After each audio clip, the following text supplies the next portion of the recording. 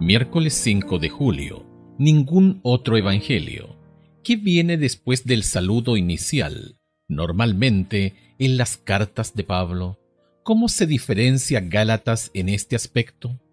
Compara Gálatas capítulo 1 verso 6 con Romanos capítulo 1 verso 8, Primera de Corintios capítulo 1 verso 4, Filipenses capítulo 1 verso 3 y Primera de Tesalonicenses capítulo 1 verso 2.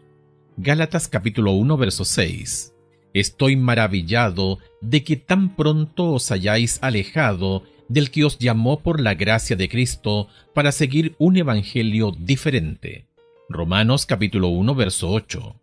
Primeramente doy gracias a mi Dios mediante Jesucristo con respecto a todos vosotros de que vuestra fe se divulga por todo el mundo. Primera de Corintios capítulo 1 verso 4. Gracias doy a mi Dios siempre por vosotros, por la gracia de Dios que os fue dada en Cristo Jesús. Filipenses capítulo 1 verso 3. Doy gracias a mi Dios siempre que me acuerdo de vosotros. Primera de Tesalonicenses capítulo 1 verso 2. Damos siempre gracias a Dios por todos vosotros, haciendo memoria de vosotros en nuestras oraciones. Aunque Pablo abordaba toda clase de desafíos y problemas locales en sus cartas a las iglesias, tenía por costumbre, después del saludo inicial, incluir una palabra de oración o acción de gracias a Dios por la fe de sus lectores. Incluso hace esto en su carta a los Corintios, que estaban luchando con toda clase de comportamientos cuestionables. Compara 1 Corintios capítulo 1 verso 4 con el capítulo 5 verso 1. Sin embargo, la situación de Galacia es tan dolorosa que Pablo omite completamente la acción de gracias y va directamente al grano. ¿Qué palabras fuertes utiliza Pablo que demuestran el grado de preocupación que tenía por lo que estaba pasando en Galacia?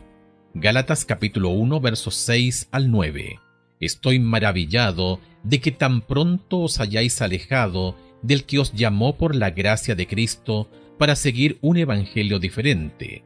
No que haya otro, sino que hay algunos que os perturban y quieren pervertir el evangelio de Cristo. Mas si aún nosotros o un ángel del cielo os anunciare otro evangelio diferente del que os hemos anunciado, sea anatema. Como antes hemos dicho, también ahora lo repito. Si alguno os predica diferente evangelio del que habéis recibido, sea anatema. Gálatas capítulo 5 verso 12. Ojalá se mutilasen los que os perturban.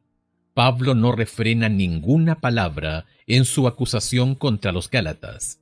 En pocas palabras, los acusa de traicionar su llamado como cristianos. De hecho, la palabra alejarse, que aparece en el versículo 6, a menudo se utilizaba para describir a los soldados que abandonaban su lealtad para con su país y desertaban del ejército. Hablando espiritualmente, Pablo está diciendo que los Gálatas eran desertores que estaban dándole la espalda a Dios.